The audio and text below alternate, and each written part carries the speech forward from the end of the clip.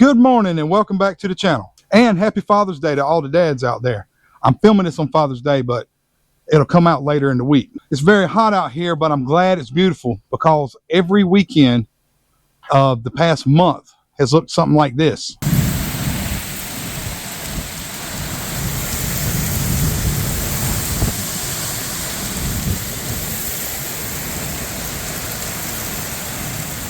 Today, I want to share with you my process for treating and painting a rusty frame. There are several options out there to come to mind, like your POR15 and your Eastwood, and there's other companies that make these little kits, kits that are supposed to be able to treat your frame for rust and all this other stuff. But I'm going to go with what I know. And what I know is the cold galv primer and the tractor and implement paint.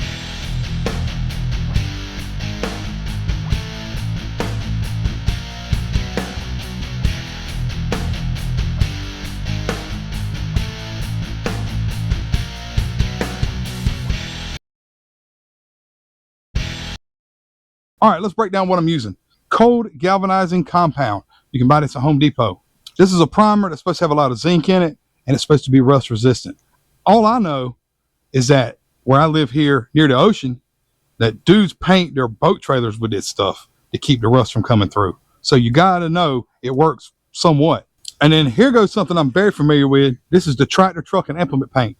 It's an oil-based paint. It goes on real thick, and it's an enamel paint. So when it cures, it kind of makes a tough coating that'll take impacts and it'll shed water and all kinds of other stuff. I know implements and farm equipment that was painted like 40 years ago with this stuff, and it's faded, but there ain't no rust through it. And it also has rust repelling qualities to it. But anyway, come on over here. Let's take a look at the frame. As you can see, this frame ain't a complete mess, but it definitely has rust spots all over it. The worst part's back here, the very back. You can see there's a little bit of scaling around, like that's where the leaf spring shackle goes. And on this side, there's a little bit of scaling, but generally, it's just a lot of pepper. The plan is to take a wire wheel and to get the scale off of the spots that's really rusty. And then the spots where there's some paint, I'm just going to go across it with like some 40 grit. And then the spots where all the bad rust was, I'm going to primer it with the cold galv. And then I'm going to use a roller and a brush and go right across the top of it with the implement paint. I got my grinder with a cut wire wheel on it. I've got my little whiz wheel. And this is for getting into like cracks and crevices, like right here. You can get that thing right in there like that and get it cleaned up. And then for the flat spots, it's not that bad, like right here. Got the orbital sander with 40 grit sandpaper.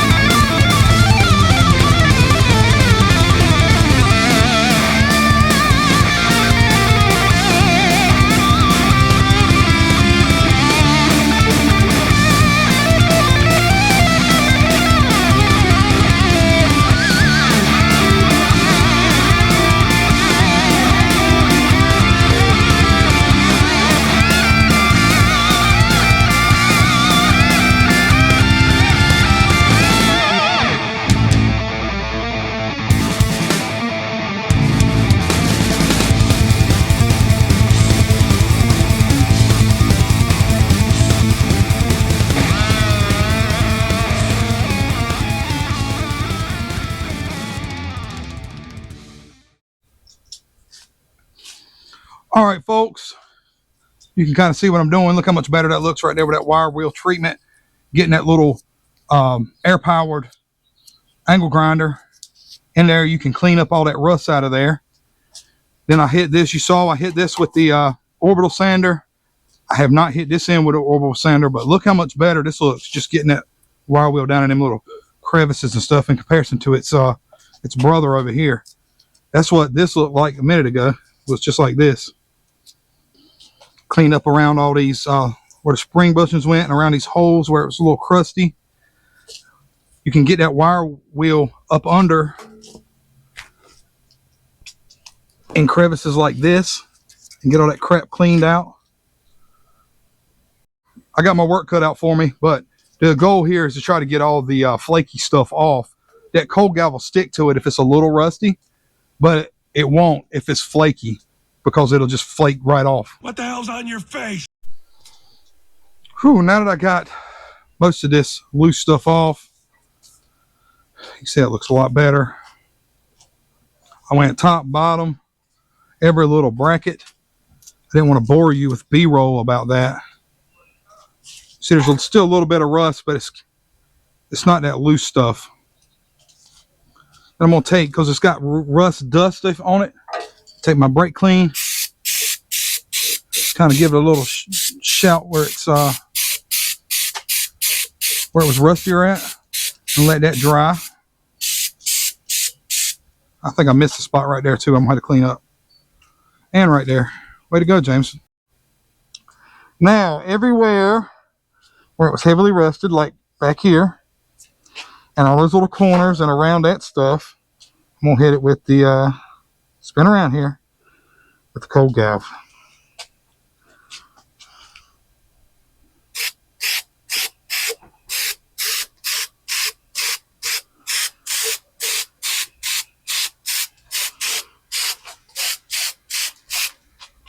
You can paint the whole thing with a cold galv if you want to. I just might do that. It ain't gonna hurt nothing. You really want to focus on the spots that were heavily rusted. See, like right around that thing there. It'll seal that rust up. Keep it from bleeding through.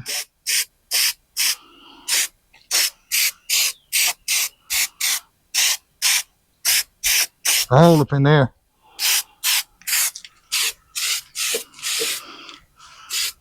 Well, there it is. I ended up spraying most of it with the cold galv. I got a decent coat on there. So I'm going to let that dry. And I'm going to come back in a few minutes and we'll do the next step. And I'm back. I give this stuff time to dry. Went inside the house. Got me something to eat. Took a cat nap. It was glorious. Now to the next step of this process. All right, the next part of this process is painting. I'm going to use a brush and a roller. This paint, this tractor paint, is extremely thick. If you were going to try to spray it, you'd have to get like extra reducers and hardeners and all kinds of stuff that paint guys know about that I really don't. All the old school farmers did it just like this. And not only is the paint thick, but using a roller is going to make it go on thick. Well, this is about 1/3 of a quart. I'm just going to pour the whole thing in there. It's going to be about right. I got some more inside. I went and bought a gallon because I got a lot of stuff I got to paint with this.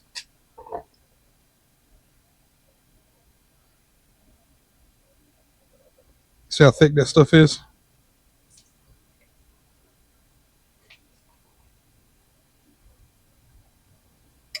I had as much as I thought I did. More likely I have to go get some more.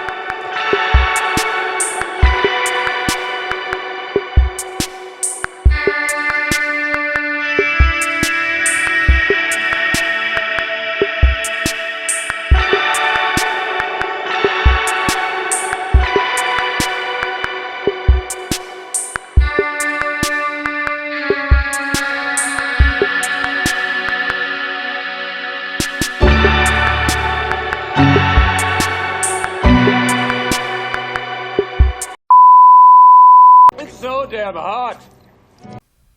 Looky there.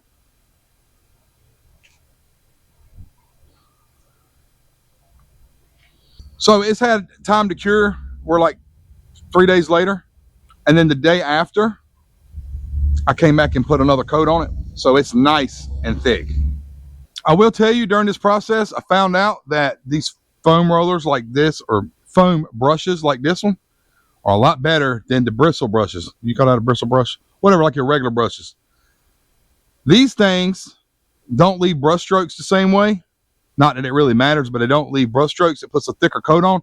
And look, you can like get in there and mash it down into to get paint all in those corners and stuff that you normally couldn't get to. Now, I got a lot of work ahead of me. The next episode, we're gonna call these episodes.